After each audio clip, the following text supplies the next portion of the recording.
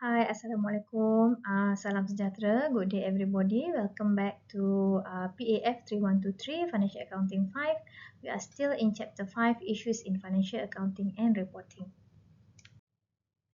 Alright, in this video, we will look at the remaining learning outcomes for this chapter, which is to discuss the latest development of CSR reporting in Malaysia, and to explain the link between relevant accounting theory and studies conducted in this area.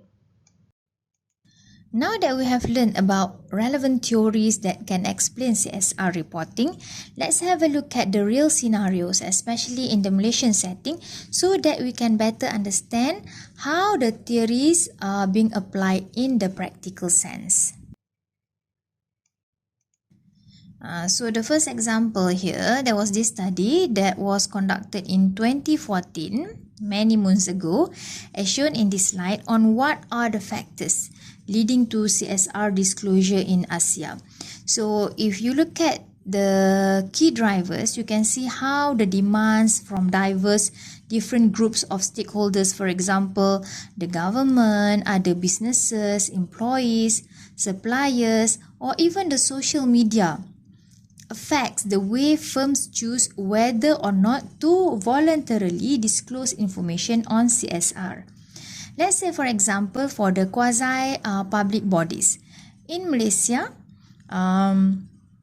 Bursa Malaysia had make it mandatory for companies listed on the stock exchange to provide information on sustainability initiatives by preparing the sustainability statement, which is compulsory under the listing requirements of Bursa Malaysia Securities Berhad. For your information, voluntary corporate reporting, particularly sustainability reporting or CSR reporting, was started or initiated by the European standard setters. So this is probably because their systems are already advanced. There are higher level of awareness among not only the investors but also the community at large on the impacts of business operations on their lives. Emerging economies, on the other hand, are more concerned with the economic side of the business rather than fulfilling the demands of stakeholders other than their shareholders. Nevertheless, in Malaysia, our initiatives to sustainability reporting started back in 2015, with further enhancement being made in 2018 and 2022 with the publication of Sustainability Reporting Guide as guidelines for public listed firms in Bursa Malaysia. Bursa Malaysia has also made it mandatory for all public listed companies to disclose certain elements of CSR in their annual reports. The benefits of CSR disclosure on firm performance, on firm value, firm's ability to secure finances, their corporate image, and many other variables have been documented widely in various literature, and that justify the decisions to make such disclosure mandatory. Taking this into consideration, Bursa Malaysia provides this justification or arguments for the reporting of sustainability or CSR information. As many stakeholders now have become much more sophisticated, they have become much more knowledgeable, they are more aware of the importance or significance of CSR information, be it positive or negative, they are now demanding more of such information. And because of that, it is important for organizations, for corporations, especially when they rely on capital providers for resources to respond appropriately to this demand.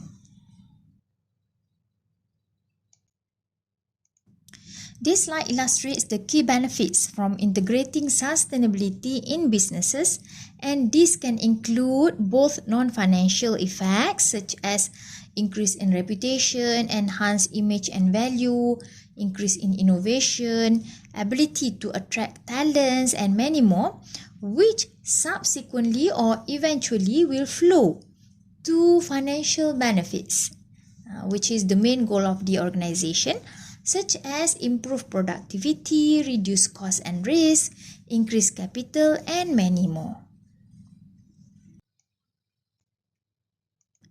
As mentioned before, sustainability initiative in the Malaysian capital market started back in 2015 with the release of Sustainability Reporting Guidelines by Bursa Malaysia.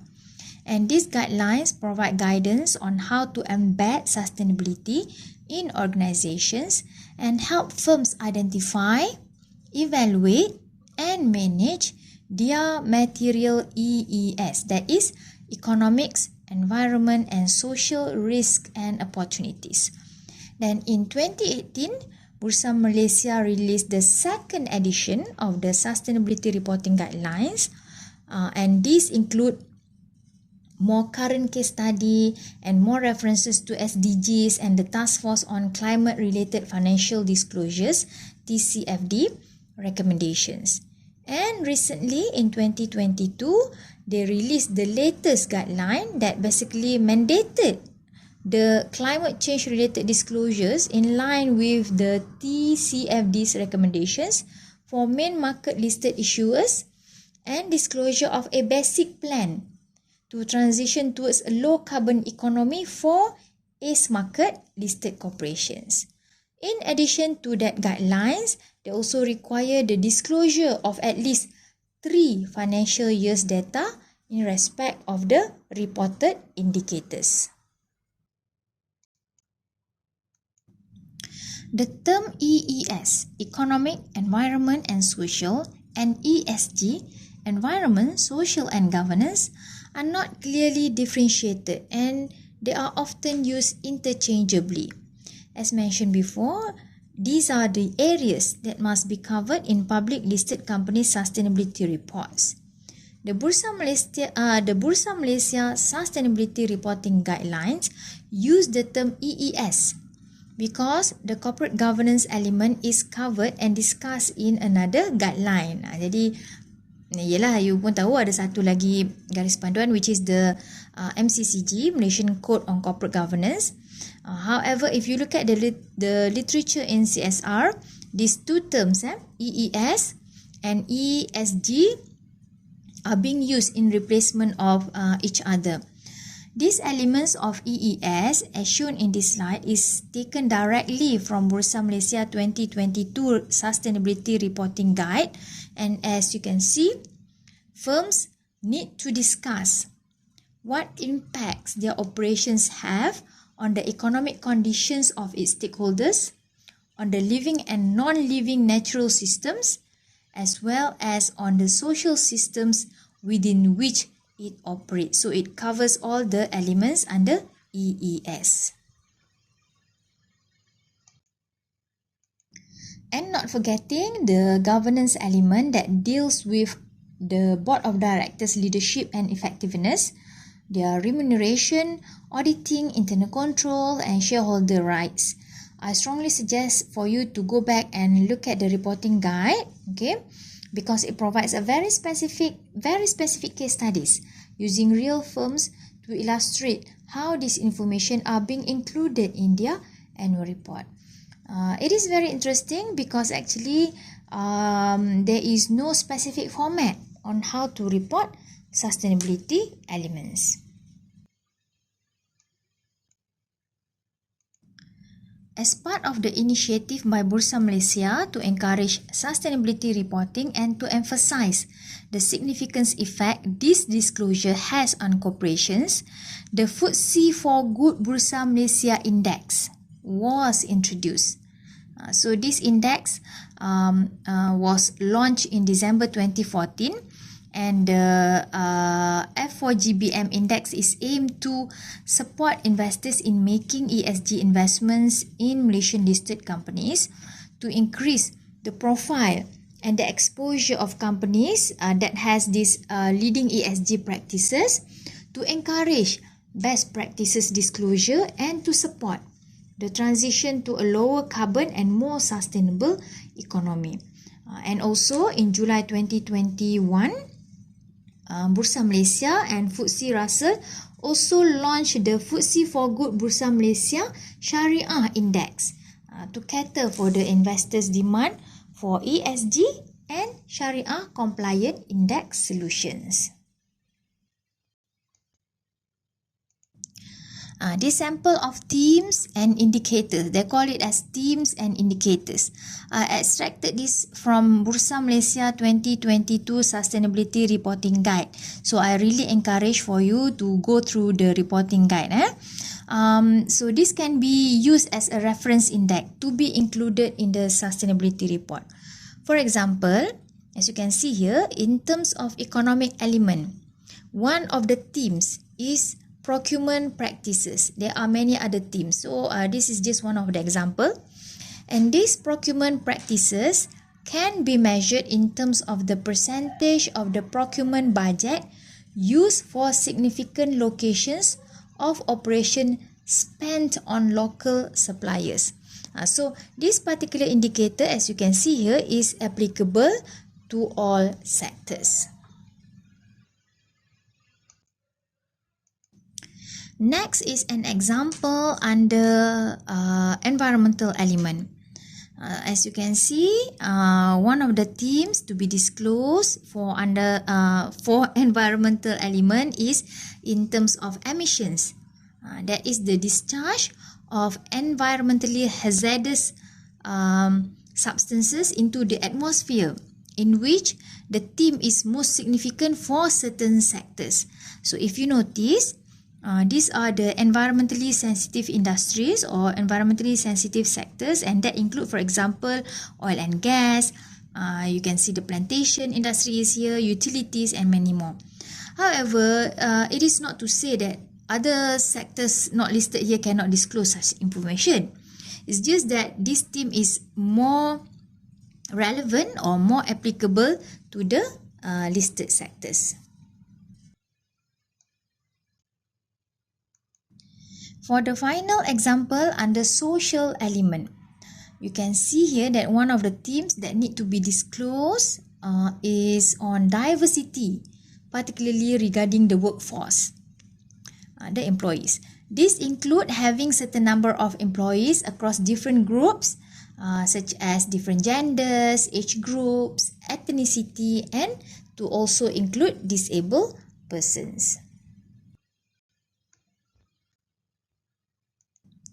Now, let's move on to an accounting research that links accounting theory with their findings.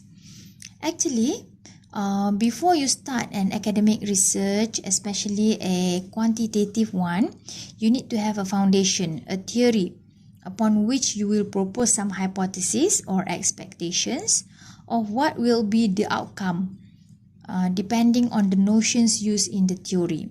So, in this particular paper entitled Corporate Governance Quality and CSR Disclosures, these researchers are trying to investigate the associations or the relationships between these two complementary mechanisms used by firms to enhance their relationships with the stakeholders. So these are the corporate governance and CSR disclosure. Just for an overview, to give you a background before we proceed, corporate governance and CSR disclosures are often used in accounting studies as the tool or the strategy or a mechanism by firms. Using one of the most popular positive accounting theories, the agency theory, these studies propose that the principal agent problem occurs when the interests of a principal and an agent are conflicting. Firms then should seek to minimize this conflict, this problem, through solid corporate policies such as effective corporate governance policies, and transparency and disclosure also represent one of the pillars of corporate governance. However, in this study, the researchers use two system-oriented theories that we have discussed in this topic. They use the legitimacy theory and the stakeholder theory. In short, they argued that using legitimacy theory, CSR disclosure is viewed as a mechanism to alter society's perceptions that the organisation is performing in a legitimate manner. Okay, that is for legitimacy theory. Then, while using stakeholder theory, they argue that CSR disclosure is used as a strategic plan for managing stakeholder relationships because firms want to develop a good reputation as a socially responsible entity.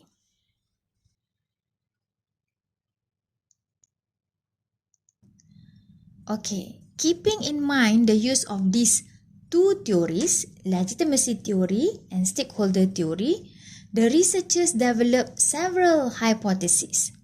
They proposed several hypotheses. I'm not going to bore you to death discussing all these hypotheses. Takut nanti ada yang berbuih mulut pengsan pula. So I just want to give a snapshot of hypothesis 1. Satu saja. Where they predict that by having high corporate governance quality, this should lead the board of directors, for example, to have more incentives, more motivation to provide information that are in line with stakeholders' needs and requirements, such as, in this case, the CSR information, because that is what the stakeholders demand. So, the main argument in the study, as highlighted in red, is that companies with good corporate governance should be better corporate citizens and more socially and environmentally responsible.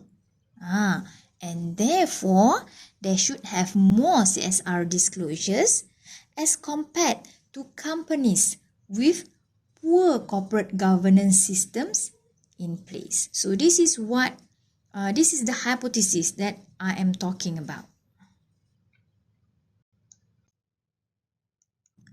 Next, in this study entitled Corporate Responsibility Disclosure, Information Environment and Analyst Recommendations, Evidence from Malaysia, the authors use the stakeholder theory. Dia pakai satu je to explain whether CSR disclosure is used to convey, to deliver relevant information. Okay, or corporate social responsibility disclosure, CSR disclosure, is just used for the purpose of window dressing, to manage the impression. Analyzing the capital market participant, that is the sell side analyst, the financial analyst, the study found that these financial analysts are more likely to provide positive, optimistic recommendations for companies that have better CSR disclosures, and this recommendation is higher for companies with more transparent environment, that is being characterized by those companies where there is less family control and being audited by Big Four auditors, which are perceived to be much more credible.